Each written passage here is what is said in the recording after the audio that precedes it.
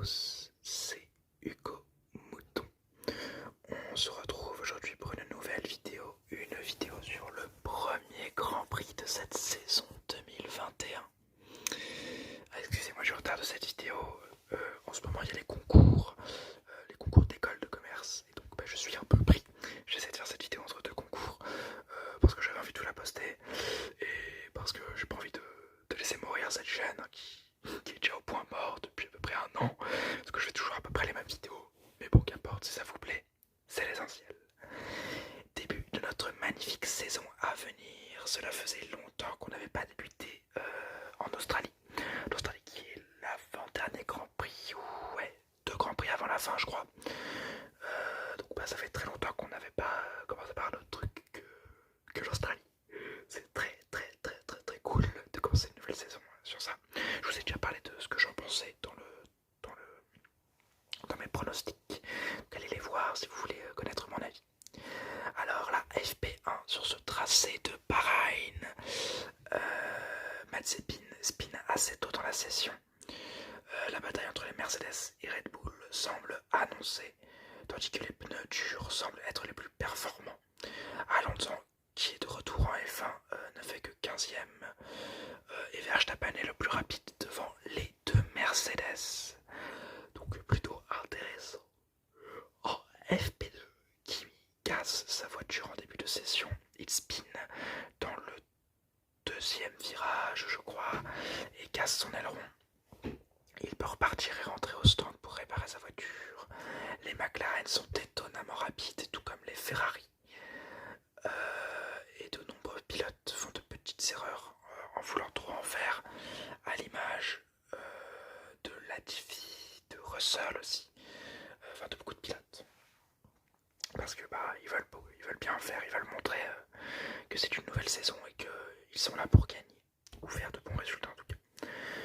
Celui qui a l'air de faire des bons résultats, en tout cas, c'est Max Verstappen, encore le meilleur tour pour le néerlandais dans cette FP2. En FP3, Mazepin spin dans les 3 sessions, il a spin dans les 3 sessions. Vettel voit des éléments aérodynamiques de sa voiture se décrocher et lui arriver dessus, ce qui le fait rentrer au stand, et Verstappen est encore une fois le plus rapide. On s'attend donc à une pole position pour le néerlandais. Ce qu'on va voir tout de suite en qualification. En Q1, Mazepin spin une nouvelle fois dans la session, puis à la toute fin de la session, donc 2 spins dans la même qualification, le faisant arriver dernier, derrière son coéquipier Schumacher qui n'est que 19e. Vettel, Latifi et Ocon les accompagnent dans cette Q1. Dommage pour Vettel et pour Ocon qui va plutôt décevant. Surprise pour Russell qui réussit à s'extirper de cette Q1. Pilote qui a été en risque aussi, c'est Sainz qui ne passe que 15e, donc très ric-rac. En Q2, Russell, Raikkonen, Giovinazzi, Tsunoda et Perez sont éliminés. Dommage pour le Mexicain et pour le Japonais qui ont été piégés par les stratégies de leur équipe, qui les ont envoyés en gomme jaune, ce qui ne les a pas fait passer en Q3. Ils auront le choix de la gomme, mais ils auraient à mon avis préféré une meilleure position. Et la Q3, Verstappen prend la pole provisoire à 2 millièmes de Hamilton. Pole reprise par Hamilton qui se fait exploser par Verstappen, qui lui met 3 dixièmes. 3 dixièmes. C'est énorme, hein, donc bravo à Verstappen qui prend la première pole position de la saison. Leclerc est 4e, tandis que Gasly est 5e. Plutôt bonne qualification pour les francophones, excepté Ocon, bien évidemment.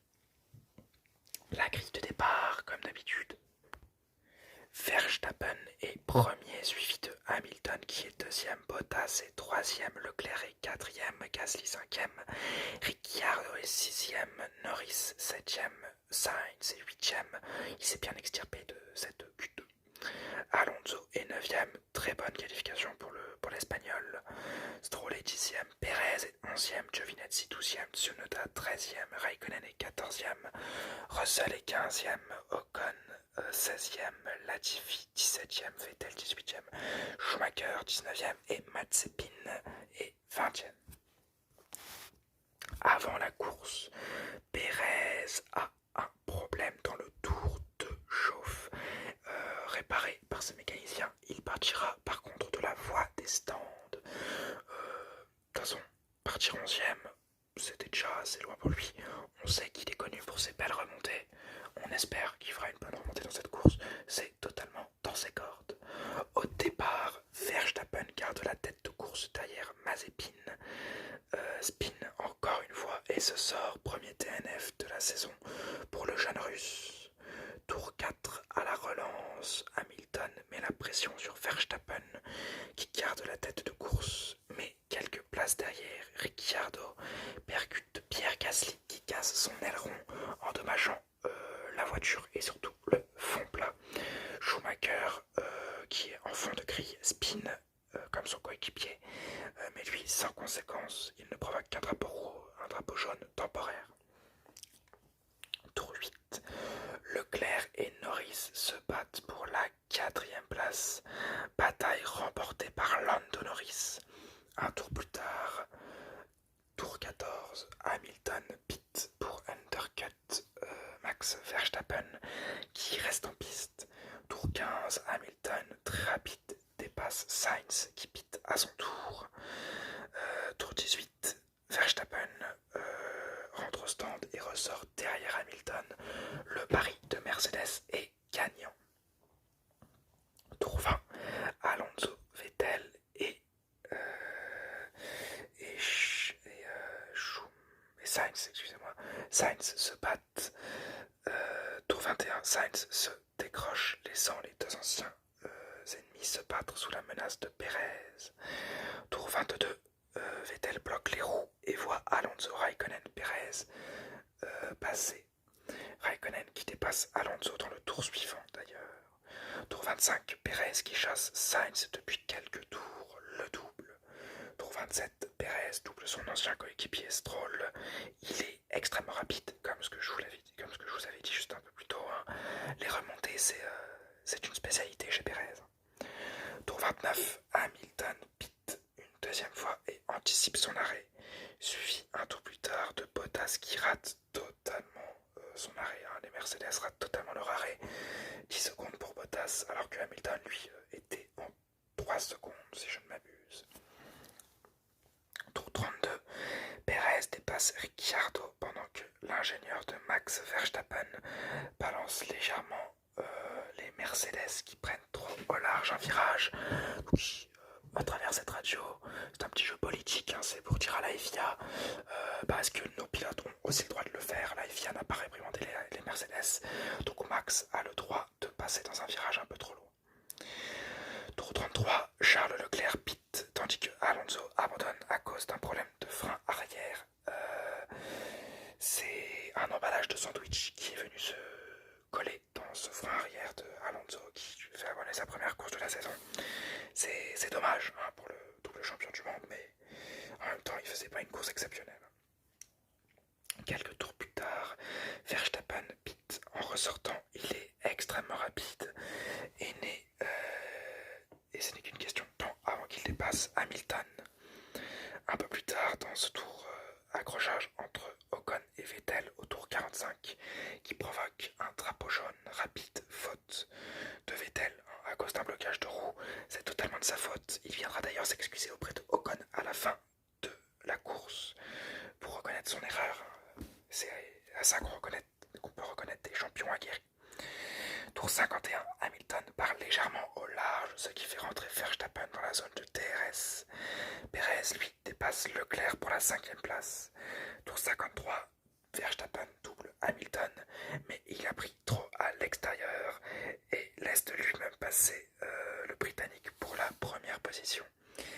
Erreur de Verstappen qui se met à glisser juste après et qui aura donc énormément de mal à rattraper le Britannique Lewis Hamilton. Latifi abandonne au tour 54 comme Gasly, tous deux plombés par une monoplace en mauvais état. Latifi parce que c'est une Williams, à partir de ce moment-là il n'y a plus grand chose à faire, Gasly parce que l'aileron avant a trop endommagé sa monoplace en début de course. Le dernier tour est irrespirable. Verstappen tente le tout pour le tout sur Hamilton et voit la victoire de ce dernier. Bravo à lui, suivi du meilleur tour de Bottas qui est troisième. La grille d'arrivée, Hamilton est premier, Verstappen est deuxième, Bottas est troisième avec le meilleur tour en course. Norris est quatrième, Perez est cinquième. Très belle remontée du Mexicain, tandis que Norris a fait une course très solide. Leclerc est sixième, Ricciardo septième, Sainz est huitième, Tsunoda est neuvième. Les premiers points du jeune rookie japonais. Stroll est dixième, Raikkonen onzième, Giovinazzi douzième, Ocon treizième, Russell quatorzième, Vettel est quinzième à cause de son erreur sur Ocon. Schumacher est 16e, dernier en piste. 17e, Gasly DNF. 18e, Latifi DNF. 19e, Alonso DNF. Et 20e, Mazepin DNF. Les enseignements de cette course. Hamilton avec la chance et le talent. Mauvaise Mercedes par rapport au Red Bull, hein, ça c'est un fait. Hein. Et quel rythme sur les pneus durs, vraiment. Les pneus durs, c'est ce qui a donné la victoire à Hamilton, en plus de son talent, en plus de la passivité de Red Bull qui a demandé à Max Verstappen de laisser repasser Lewis Hamilton, ce qui est plutôt dommage. On n'a pas vu Bottas ce week-end, on l'a absolument pas vu. Donc peut-être déjà un effacement du Finlandais. Max Verstappen, fair play, ça le change de ces dernières saisons. Pas trop de la dernière saison, il était plutôt fair play l'an dernier. Mais la saison il y a 2 ans par exemple, où il fout un coup de roue à Leclerc en Autriche. Tandis que Red Bull voit son deuxième pilote faire une plutôt bonne course après une très mauvaise qualification. Bravo à Perez qui s'en sort bien en 5ème, derrière un Norris très très performant. D'ailleurs,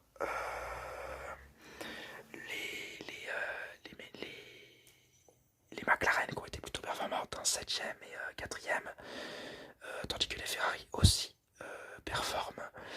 Donc c'est de plutôt bonne force. Les Alpines déçoivent énormément ce week-end, on s'attendait à beaucoup mieux. Bien évidemment, Alonso qui ne finit pas la course et Ocon qui est 13ème. Bon, c'est dommage, bien évidemment. Tandis que Raikkonen pour Alfa Romeo et Giovinazzi sont 11ème et 12ème à la porte des points. Les Aston Martins qui sont très mauvaises, ça vraiment il n'y a pas à dire, elles ont été très en deçà des performances qu'on attendait. Tsunoda, premier point en F1 pour le jeune rookie, je vous avais dit qu'il était bon. Gasly, très dommage, il a été bon tout le week-end. On sait que c'est un circuit qu'il aime bien. Bahreïn, c'est un peu le circuit qui lui a donné son paquet chez Red Bull, hein, sa 4ème place avec Toro Rosso lui avait ouvert des portes. Et voilà, c'est très dommage qu'il se cogne avec Ricciardo en début de course. Il aurait pu faire beaucoup mieux. On l'attend bien évidemment à Imola. Je pense qu'il fera un gros truc à Imola, Gasly. C'est mon petit pari personnel. Et ensuite, les As, comme on l'avait dit, ça va être très très compliqué. Hein, un peu comme les Williams. Alors les Williams, c'est une petite amélioration quand même, parce que c'est de la Q2. Pas trop mal. Mais Mazepin fait une erreur, comme je vous avais dit. Il va conduire comme un pilote de F2. Il a conduit comme un pilote de F2. Assez risqué péril. Mais je reste persuadé qu'il fera mieux que Schumacher, qui est un peu trop passif sur la piste. Alors, je pense qu'il va finir toutes les courses en tant que dernier en piste. Hein. Schumacher, ça continue comme ça. Ce qui est pas si mal, ça montrera qu'il est fiable. Mais bon, ça montrera pas son talent exceptionnel. Et enfin, nous allons terminer sur le Grand Prix en général. Vous savez que Bahreïn est une piste plutôt mouvementée habituellement. Ça n'a pas dérogé à la règle du mouvement un peu partout ce week-end. Une petite polémique sur les limites de piste à ne pas dépasser qui offre la victoire à Hamilton. Mais un bon Grand Prix. J'ai beaucoup aimé ce Grand Prix. Dites-moi ce que vous en pensez dans les commentaires. Alors cette année je vais implémenter un nouveau truc, je vais mettre des notes pour chaque Grand Prix. Et là je vais noter ce Grand Prix, je vais lui mettre un 14. Bien évidemment, il y a un passif avec Bahreïn, et Bahreïn a toujours été un Grand Prix avec beaucoup d'action. Même le Grand Prix de Sakir, bon c'est pas vraiment Bahreïn, mais le Grand Prix de Bahreïn en général avait été très bien. Bon celui de l'an dernier on va l'effacer parce que l'accident de Grosjean, j'appelle pas ça un bon souvenir. Mais moi je vais mettre un petit 14 à ce Grand Prix qui aura été très très intéressant, très très mouvementé. Donnez votre note en commentaire si vous le voulez. J'ai en tout cas adoré ce Grand Prix.